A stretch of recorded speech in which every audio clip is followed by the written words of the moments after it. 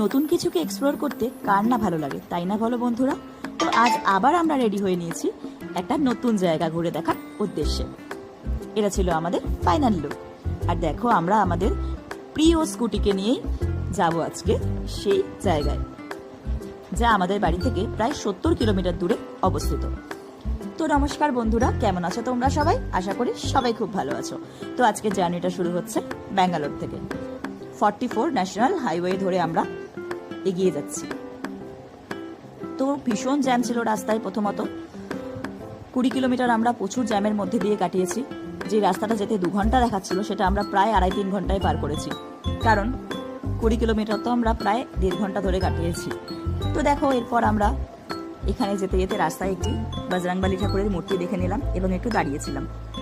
আর যেতে যেতে একটি রাম মন্দিরও পড়েছিল এই রাস্তায়, খুব সুন্দর। কিন্তু যেহেতু আমাদের কাছে সময় কম ছিল, তাই আমরা ভেতরে ঢুকে দেখতে পারিনি। শহরের কোলাহল ছেড়ে যখন রাস্তাটা গ্রামের দিকে প্রবেশ করলো, তখন যেন প্রকৃতি তার রূপ এক আলাদাই বৈচিত্র্যময় রূপে বদলাতে শুরু করলো। দেখো, দূরে ছোট্ট ছোট্ট পাহাড় দেখা যাচ্ছে, আর তার সাথে এই অসম্ভব সুন্দর গ্রিনারি। আর হাইওয়ে থাকার কারণে প্রচণ্ড স্পিডে গাড়ি যাচ্ছিল পাশ দিয়ে, যেটা একটু ভয়ও লাগছিল। এবং বড় বড় ট্রাকগুলো যখন পাশ কাটিয়ে যাচ্ছিল, বুকের ভিতরটা যেন ঢিপ ঢিপ করছিল। তো যাই হোক, কিছু করার নেই। এমন একটা জায়গায় যাচ্ছি যেখানে সেরকমভাবে যাওয়ার কোনো উপায় নেই। তো আমরা এখানে ঘন্টা 2 পরে একটু ব্রেক নিয়েছিলাম, একটু চা জল খেয়ে নিলাম। আর দেখো, দূরে একটা ছোট্ট পাহাড় দেখা যাচ্ছে, যেটা আমি আবার চিপসের প্যাকেটের মধ্যে দিয়ে গিয়ে ক্যাপচার করতে গেছি।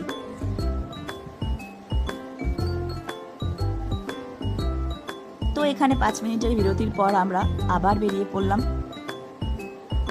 তবে বেশি দূর যেতে হয়নি জানো, 5 মিনিট পর আবার আমাদের দাঁড়াতে হয়েছে। কারণ এই জায়গাটা এতটাই সুন্দর, রাস্তার দুপাশে পাহাড়ে ঘেরা, মনে হচ্ছে যেন পাহাড়ের বুক চিরে রাস্তাটা বেরিয়ে গেছে।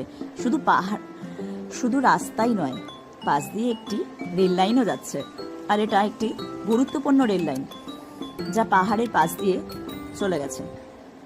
আর ভাগ্যক্রমে সেদিনকে আমাদের ভাগ্যটা এতটাই ভালো ছিল যে এই 2 মিনিটের স্টপেজে আমরা ওখানে একটি ট্রেনও দেখতে পাই।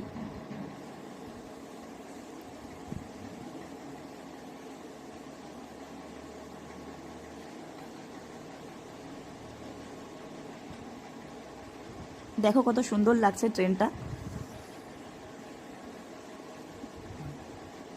এই অসম্ভব সুন্দর দৃশ্য মুঠোফোনে বন্দি করে বেশ ভালোই লাগলো।